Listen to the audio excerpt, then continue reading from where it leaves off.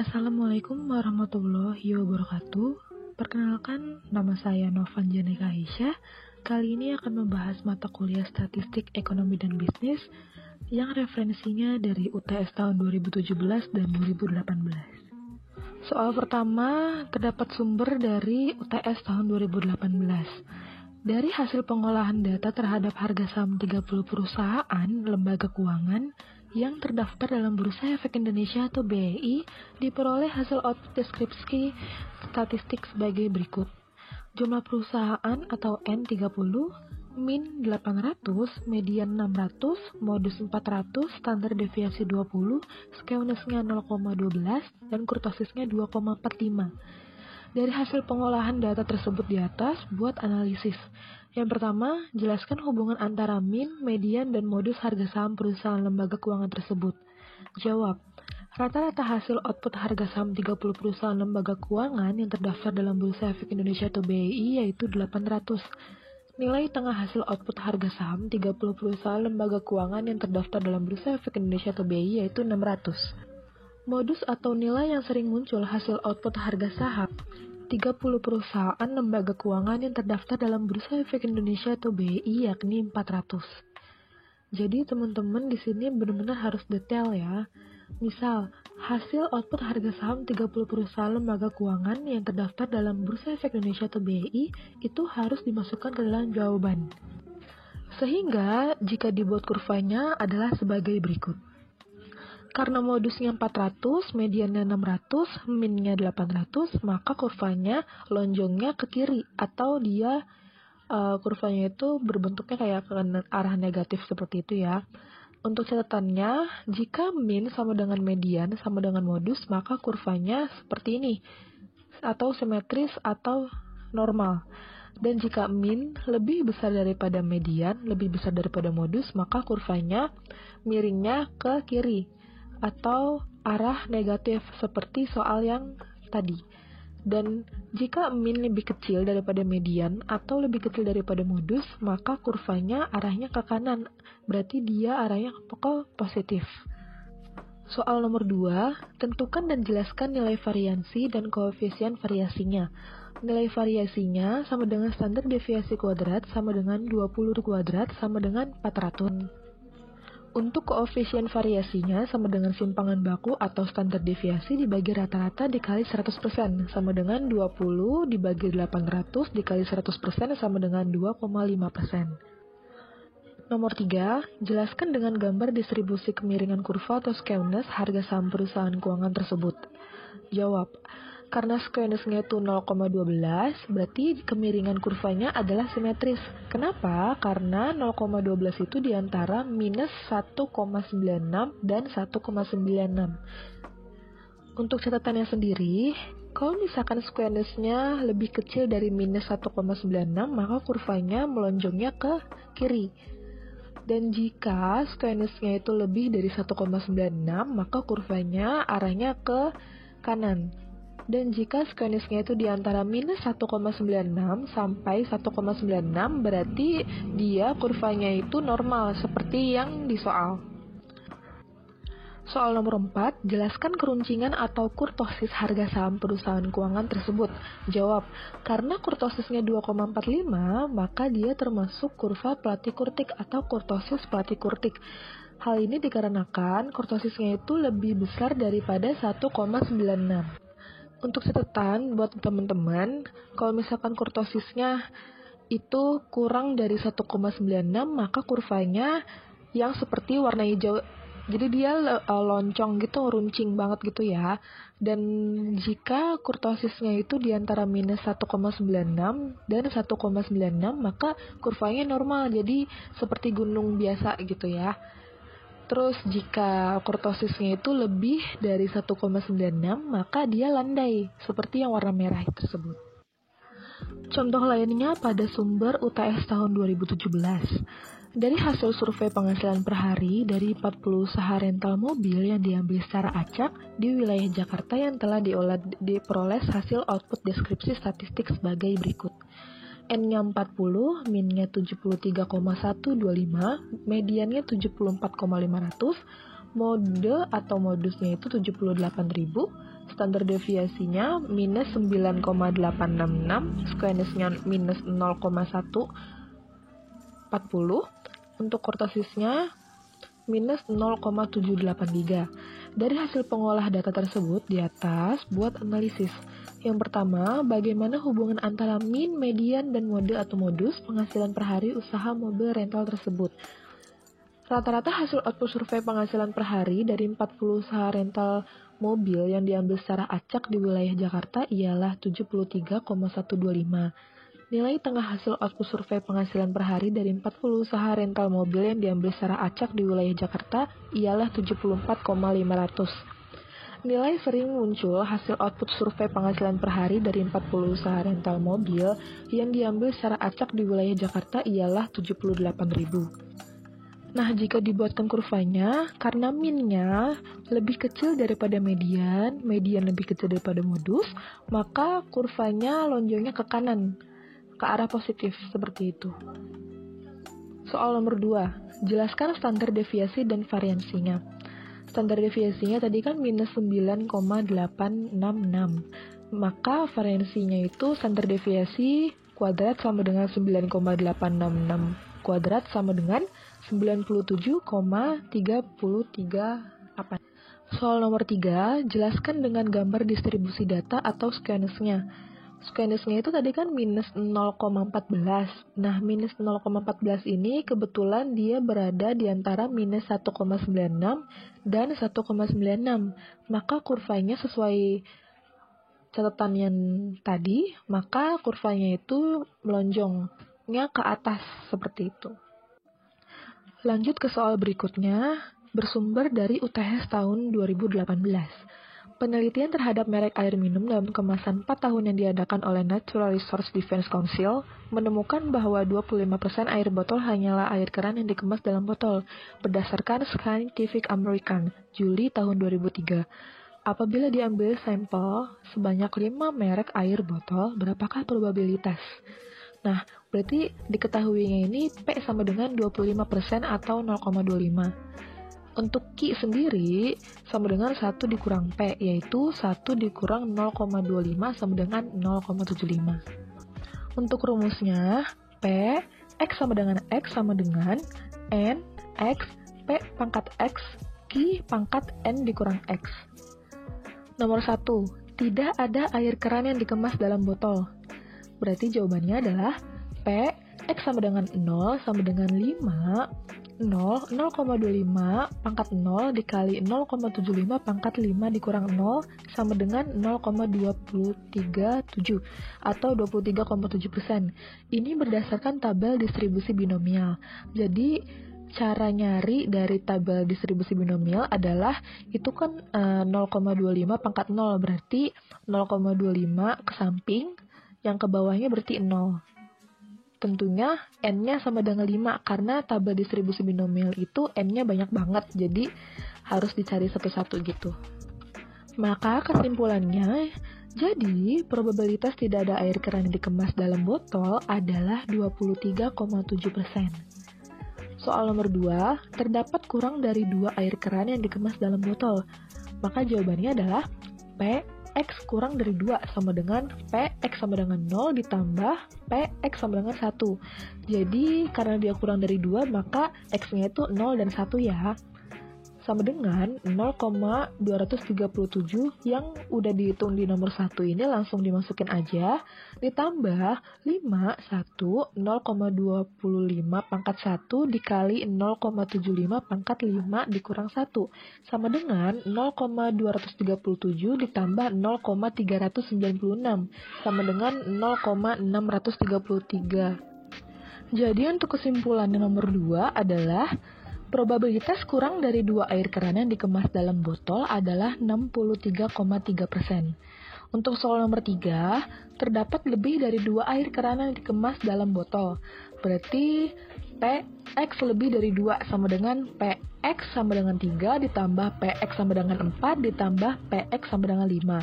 Sama dengan 5, 3, 0,25 pangkat 3 dikali 0,75 pangkat 5 dikurang 3 ditambah 5 di 4 bawahnya 0,25 pangkat 4 dikali 0,75 pangkat 5 dikurang 4. Ditambah lagi 0,25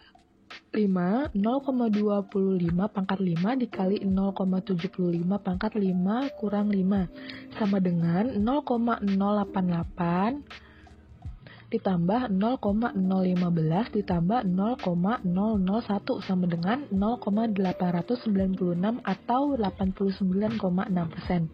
Jadi, probabilitas lebih dari 2 air keran yang dikemas dalam botol adalah 89,6%. Contoh lainnya pada sumber UTS tahun 2017.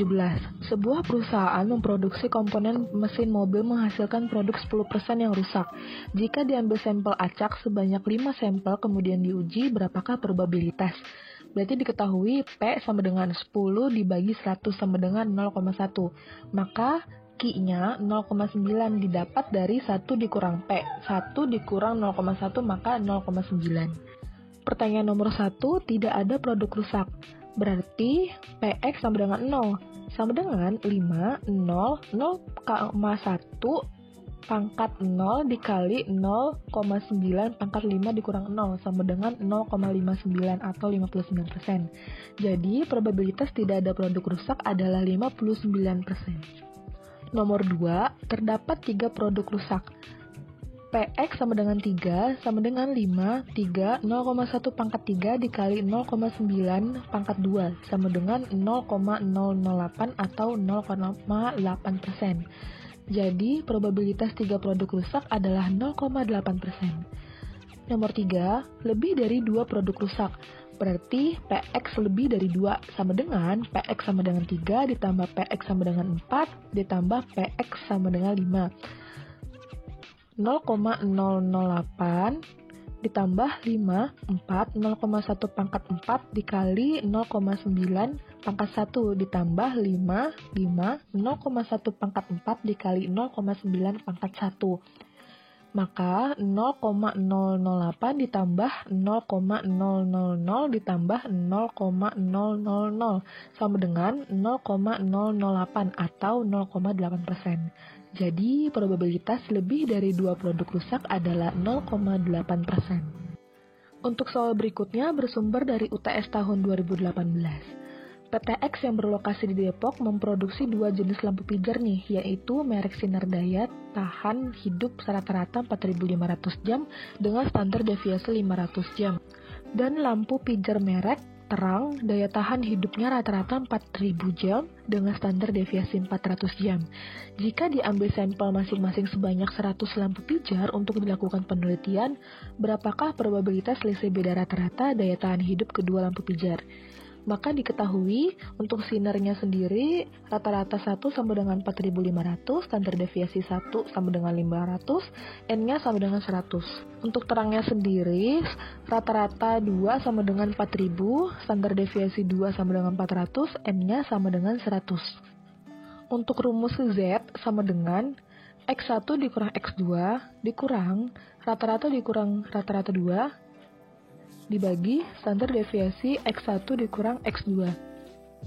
Untuk standar deviasi X1 dikurang X2 bisa dirumuskan sama dengan akar standar deviasi 1 pangkat 2 dibagi N1 ditambah standar deviasi 2 pangkat 2 dibagi N2 sama dengan akar 500 pangkat 2 dibagi 100 ditambah 400 pangkat 2 dibagi 100 sama dengan akar dari 2500 ditambah 1600 sama dengan akar dari 4100 sama dengan 64,03. Pertanyaan nomor 1, kurang dari 400 jam.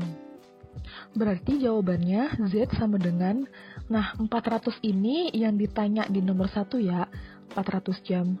Maka 400 dikurang 4.500 dikurang 4.000 dibagi 64,03 yang udah dihitung yang di atas ya.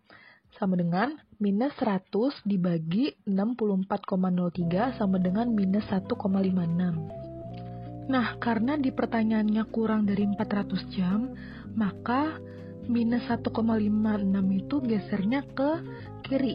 Jadi, untuk arsirannya itu yang sebelah kiri. Jadi, dia lebih kecil daripada minus 1,56. Nah, untuk mengukur probabilitasnya berapa? kita lihat di tabel distribusi normal. Nah, 1,56 ini di tabel distribusi normalnya adalah 0,4406. Sedangkan 0,4406 itu adalah arsiran dari 0 sampai minus 1,56. Jadi kita cari nih arsiran yang sebelah kirinya atau setelahnya.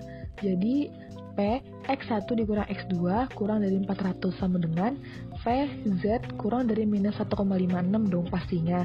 Nah, untuk dari 0 sampai minus sekian sampai minus akhir itu pasti 0,5000 karena untuk ukuran lingkarannya sendiri itu adalah 1. Jadi setengahnya adalah 0,5 atau 0,5000 dikurang sama arsiran dari 0 sampai minus 1,56 yaitu dikurang 0,4406